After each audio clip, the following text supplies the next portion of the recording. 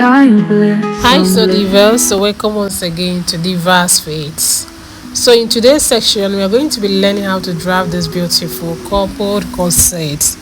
I know a lot of my fans has been demanding for this tutorial, so I said let me show you guys how to make this with ease and detailed explanation.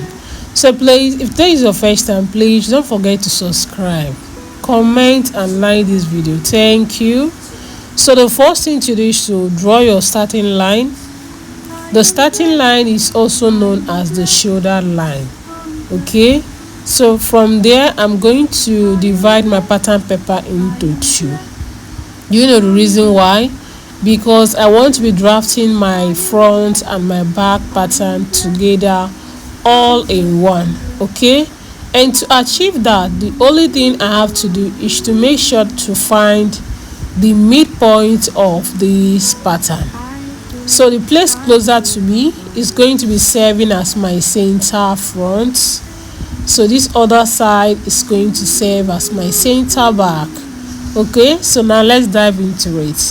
So after that, the next thing you are going to do is to go ahead and mark all your vertical body measurements.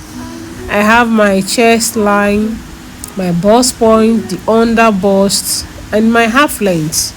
Okay, so I'm just going to draw out all these lines. So okay guys, so after that I'm going to go ahead to label out all the lines. The reason why it's okay to label out the lines is that you are going to be able to remember the lines if you're not familiar with those lines. Okay, so on the shoulder line and the chest line, you're going to divide your shoulder measurements into two. Okay, so you're going to go ahead to mark the width of your neck and the depth of your neck. So using the French curve, I'm just going to connect my measurements like so. So for the shoulder slant for the front, I'm going to be using 1.5.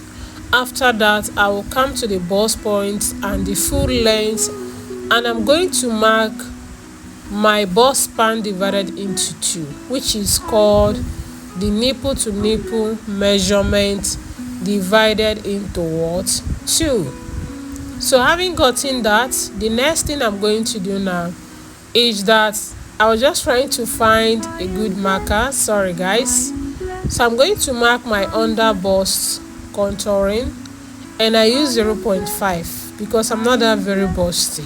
Okay, but if you are very busty, you can go ahead to use something like 0.7